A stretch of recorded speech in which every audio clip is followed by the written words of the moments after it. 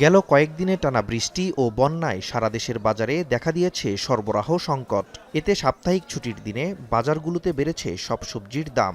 একই সাথে সরবরাহ সংকট দেখা দিয়েছে মাছের বাজারেও। টানা ভারী বৃষ্টি ও বন্যায় চট্টগ্রামে ফসলি জমি নষ্ট হয়ে সরবরাহ সংকটে বেড়েছে সব সবজির দাম। সপ্তাহ ব্যবধানে অধিকাংশ সবজির দাম বেড়েছে কেজিতে 20 থেকে 30 টাকা। সরবরাহ না বাড়লে দাম আরও বাড়তে পারে বলছেন বিক্রেতারা। কোন সবজি মানে সব সবজি একটা দাম বাড়তেছে, একটাই না, সবজির দাম বাড়তে এখন।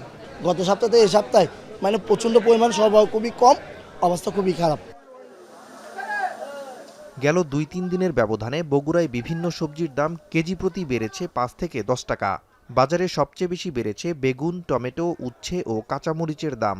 ব্যবসায়ীরা বলছেন সরবরাহ সংকটে কোনো সবজির দাম দ্বিগুণ। একই কারণে বেড়েছে মাছের দামও। সপ্তাহ ব্যবধানে মাছের দাম বেড়েছে কেজি প্রতি 20 থেকে 30 টাকা। অনেক দূর থেকে মাছ আসতে পারছে না, বৃষ্টির কারণে বুক পুকুর ভরে গেছে, বিল্লালা ভরে গেছে, এই জন্য মাছের দামটা একটু বেশি আগের চেয়ে। নদীনালার পানি ভরে গেছে, এখন পানি কম, মাছ ধরা যাচ্ছে না, ওই জন্যই মাছের দাম একটু বেশি। এদিকে সরবরাহ স্বাভাবিক থাকলেও খাদ্যের দাম বৃদ্ধি ও চাষাবাদে খরচ বাড়ায় ময়মনসিংহের বাজারে চড়া সব চাষের মাছের দাম। এছাড়াও বেড়েছে সব সামুদ্রিক মাছের দামও।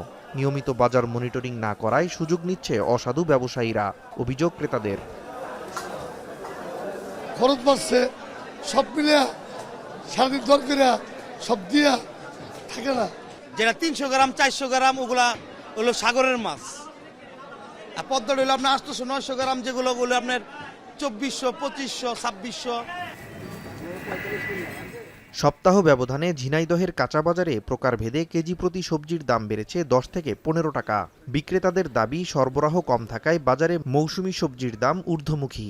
আর ক্রেতাদের অভিযোগ নিয়মিত বাজার মনিটরিং না থাকায় বিক্রেতারা দাম বাড়াচ্ছেন ইচ্ছেমতো। ঝালের দাম বেড়ে গেছে। এর আগে আপনার ঝাল ছিল 180-85 টাকা, আজকে ঝাল এরকম 100-র উপরে দাম। প্রত্যেকটা কাঁচামালে 5 থেকে 10 টাকা কেজি প্রতি বেড়েছে। এদিকে সাতক্ষীরায় প্রায় সব সবজির দাম বাড়ায় সবচেয়ে বেশি ভোগান্তিতে পড়েছেন নিম্ন ও সীমিত আয়ের মানুষ।